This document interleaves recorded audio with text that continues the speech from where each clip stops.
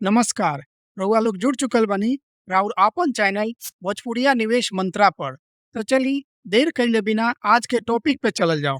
पीछे के कुछ वीडियो में हमनी सन म्यूचुअल फंड का होला, कितना प्रकार के होला, ये सब चीज सीख चुकल बानी सन। उ सारा video mutual fund series playlist में डाल देहल गइल बा। अगर वो वीडियो ना देखले होखे हम लोग तो जाके देख लेहल जाई। आज के वीडियो में हमनी सन इक्विटी म्यूचुअल फंड के बारे में डिटेल से सीखल जाई। तो आई जानल जाओ कि इक्विटी म्यूचुअल फंड का होला। इक्विटी म्यूचुअल फंड वो फंड होला जौना में पैसा शेयर मार्केट या स्टॉक मार्केट में निवेश कइल जाला। इक्विटी म्यूचुअल फंड भी कई तरीका के होला, जैसे कि large cap fund, mid cap fund, small cap fund, multi cap fund, thematic fund, ELSS। Large cap के बारे में समझे से पहले हमनी सन के एगो शब्द होला मार्केट कैप, ओकरा बारे में समझे के पड़ी। तो आई समझल जाओ कि मार्केट कैप का होला। मार्केट कैप के मतलब भाई कंपनी के मार्केट में कीमत, मतलब कंपनी मार्केट में कितना वैल्यू के बा। मार्केट कैप से हमनी सन का कंपनी के साइज के बारे में पता चलेला कि कंपनी छोट बा कि बड़ बा। मार्केट कैप के हिसाब से कंपनी के 3 भाग में बांटल जाला, large cap, mid cap, small cap.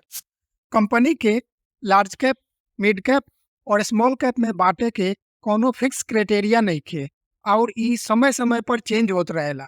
SEBI के अनुसार स्टॉक मार्केट में लिस्टेड मार्केट कैप के हिसाब से टॉप 100 कंपनी लार्ज कैप में आवेला।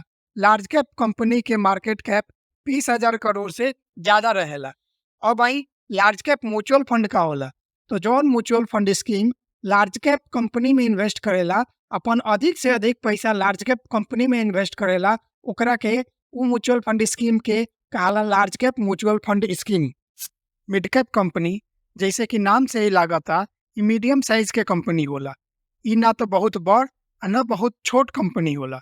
सेबी के अनुसार मार्केट कैप के हिसाब से 1 से लेके 250 तक रैंक वाला कंपनी मिड कैप कंपनी होला।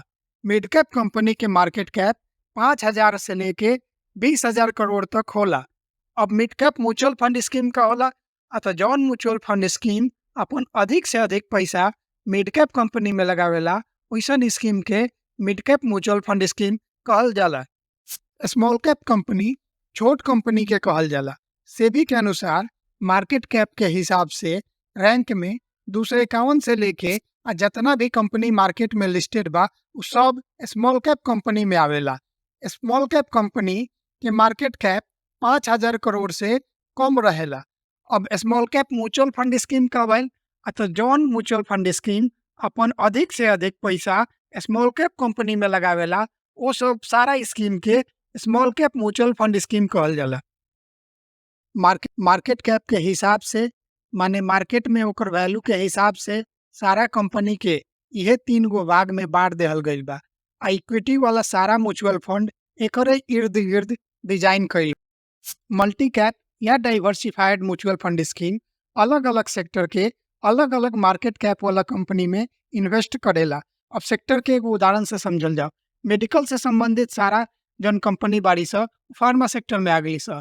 अब IT से रिलेटेड चाहे सॉफ्टवेयर भइल चाहे हार्डवेयर भइल, वो IT सेक्टर हो गल। ऐसा ही बैंकिंग सेक्टर, सर्विसेज सेक्टर, बहुत सारा सेक्टर बाड़ी स और बहुत सारा मार्केट में थीम भी बा। अगला जो म्यूचुअल फंड स्कीम बा वो बा थीमेटिक म्यूचुअल फंड स्कीम। अभी हमने सन पीछे सेक्टर के बारे में बात करनी है सन।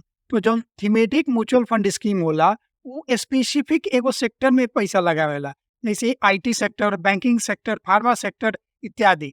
एगो स्पेशल सेक्टर में ही पैसा लगावेला ये तरह के म्यूचुअल फंड स्कीम। अगला जो म्यूचुअल फंड स्कीम बा वो बा ELSS, equity linked saving scheme. ई एक तरह से tax saving mutual fund scheme है। ये स्कीम में पैसा लगाइला पर पैसा 3 साल खातिर लॉक हो जाला। एमे लॉक इन पीरियड 3 साल बा। एमे एगो फायदा ई बा कि इनकम टैक्स के धारा 80C के तहत 1.5 लाख तक के छूट मिलेला।